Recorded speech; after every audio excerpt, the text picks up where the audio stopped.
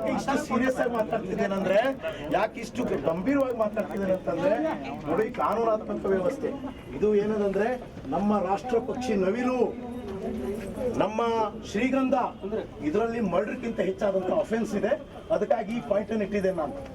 ಅದನ್ನ ಮಾಡಬೇಕು. 2 ಪಾಯಿಂಟ್ ಇದು ದೇಶದ್ರೋಹದ ಕೆಲಸ. ಆಕ್ಷನ್ ಅಂದ್ರೆ ಯಾವುದು? ಅರೆಸ್ಟ್ ಮಾಡ್ತೀವಿ. ಶ್ರೀಗಂಧ ಏನ್ ಮಾಡ್ತೀವಿ? ಅರೆಸ್ಟ್ ಮಾಡ್ತೀವಿ ಇಮಿಡಿಯೇಟ್ಲಿ ಅರೆಸ್ಟ್ ಮಾಡ್ಬೇಕು. ಇಮಿಡಿಯೇಟ್ ನನ್ನ ಕಾಯ್ದೆ ಗೊತ್ತಿಲ್ರಿ, ಇಮಿಡಿಯೇಟ್ಲಿ ಅರೆಸ್ಟ್ ಮಾಡ್ಬೇಕು. ಒಂದು ಪಾರ್ಟ್. ಸೆಕೆಂಡ್, ಅಲ್ಲಿ ನವಿಲುಗಳಿದೆ. ನವಿಲು ಏನು ನಾವೇನು ಕರಿತೇವೆ ಸರ್? ಅವ್ರಿಗೆ ನವಿಲು ರಾಷ್ಟ್ರ ಪಕ್ಷಿ ಅಂತ ಕರಿತೇವೆ. ಅದ್ರದ್ದು ಜೀವನಕ್ಕೆ ಇವತ್ತು ಏನ ಬೆಳಗಾವಿ ಜಿಲ್ಲೆ ಬೆಳಗಾವಿ ತಾಲೂಕಿನ ಬಡಾಲಂಕಲ್ಗಿ ಗ್ರಾಮದಲ್ಲಿ ಕೌರಿಗುಡ್ಡದ 60 ಎಕರೆ ಜಮೀನನ್ನ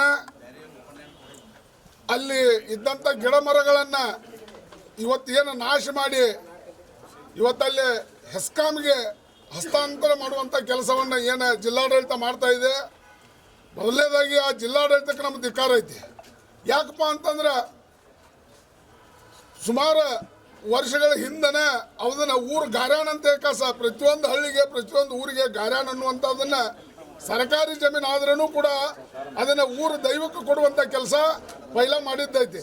ಇವತ್ತು ಅದನ್ನ ಏನು ಮಾಡತ್ತಾರಪ್ಪ ಅಂದ್ರೆ ಅಲ್ಲಿ ಹೆಸ್ಕಾಮಿಗೆ ಹಸ್ತಾಂತರ ಒಂದು 60 ಎಕರೆ ಮಾಡಿದಂಗೆ ಮಾಡಿ ಇಡೀ 600 ಎಕರೆ ಭೂಮಿಯನ್ನ ಕಬಳಿಸುವಂಥ ಕೆಲಸನ ಈ ರಾಜಕಾರಣಿಗಳು ಮಾಡ್ತಾ ಇದ್ದಾರೆ. ಅವ್ರಿಗೆ ಕುಮ್ಮಕ್ಕೆ ಯಾರು ನೀಡತ್ತಾರಪ್ಪ ಅಂದ್ರೆ ಅದಕ್ಕೆ ಬೆಂಬಲವಾಗಿ ನಿಂತಂಥವ್ರು ಯಾರು ಅದಾರ ಅಂದ್ರೆ ಈ ನಮ್ಮ DC, ಈ ನಮ್ಮ ಬೆಳಗಾವಿ ಜಿಲ್ಲೆ DC ಏನದಾರು ಇವರು ನಾವು ಹೋಗಿ ನೇರವಾಗಿ ಇವ್ರನ್ನ ಕೇಳಿದಾಗ ಉಡಾಪೆ ಉತ್ತರ ಕೊಡುವಂಥದ್ದನ್ನ ಕೆಲಸನ ಮಾಡ್ತಾರೆ. ಮತ್ತು ಪೊಲೀಸ್ ಡಿಪಾರ್ಟ್ಮೆಂಟ್ಗೆ ಹೇಳಿದ್ರೂ ಕೂಡ ಪೊಲೀಸ್ ಡಿಪಾರ್ಟ್ಮೆಂಟ್ ಅವ್ರು ಇವತ್ತಿನವರೆಗೂ ಅದನ್ನು ನಾಶ ಮಾಡಿದವ್ರನ್ನ ಯಾರನ್ನೂ ಕೂಡ ಅರೆಸ್ಟ್ ಮಾಡುವಂಥ ಕೆಲಸ ಮಾಡಿಲ್ಲ. ಮತ್ತು ಫಾರೆಸ್ಟ್ ಡಿಪಾರ್ಟ್ಮೆಂಟನ್ನು ಇದರೊಳಗೆ ಕಣ್ಣು ಮುಚ್ಕೊಂಡು ಕುಂತೈತಿ.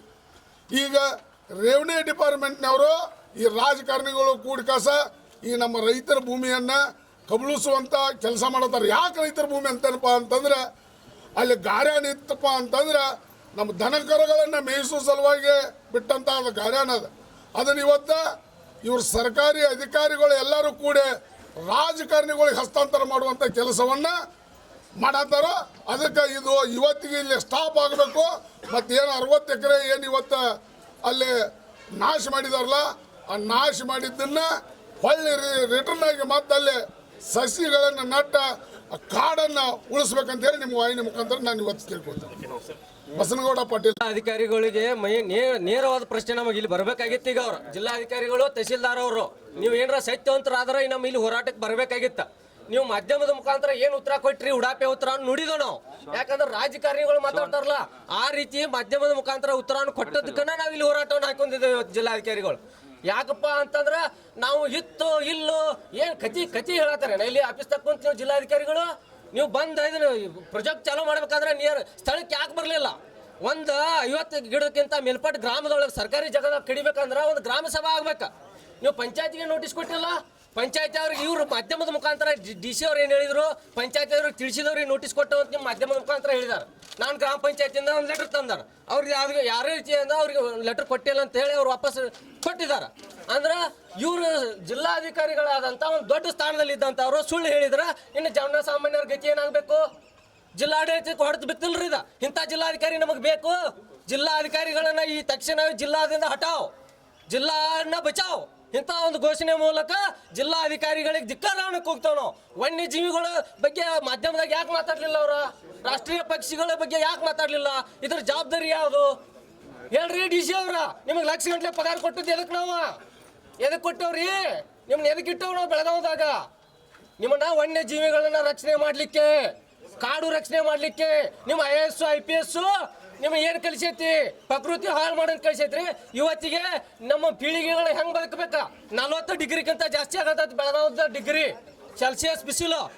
ಮತ್ತು ನೀವು ಅವ್ರು ಹೋಯ್ತಿಲ್ಲ ಇದೆಲ್ಲ, ನೀವು AC ರೂಮ್ನಾಗ ಕುಂತ್ರೆ ಇದೆಲ್ಲ ಗೊತ್ತಾಗೋದಿಲ್ಲ. ಬಂದು ನೀರು ಹಾಸ್ಬೇಕು, ಕೈ ಗೊತ್ತಾಕತಿ. ಅಂತರ್ಜಲ ಹೆಂಗೆ ಬರ್ಬೇಕ್ರಿ? ಕಾಡು ನಾಶ ಮಾಡಿದಂಥ DC ಅವ್ರ ಮೇಲೆ ಕೇಸ್ ಹಾಕ್ಬೇಕೀಗ, ಸಸ್ಪೆಂಡ್ ಆಗ್ಬೇಕು ಈ ಸರ್ಕಾರಕ್ಕೆ. ನಾವು ಮತ್ತೆ ಅದೇ ರೀತಿಯಾದಂತ ನಮ್ಮ ಬೆಳಗಾವಿ ಗ್ರಾಮೀಣ ಅಕ್ಕ ಅವರು ಏನ್ ಮಾಡತ್ತಾರ ಇದ್ರ ಬಗ್ಗೆ ಯಾಕೆ ಪ್ರತಿಕ್ರಿಯೆ ಕೊಡತ್ತಿಲ್ಲ?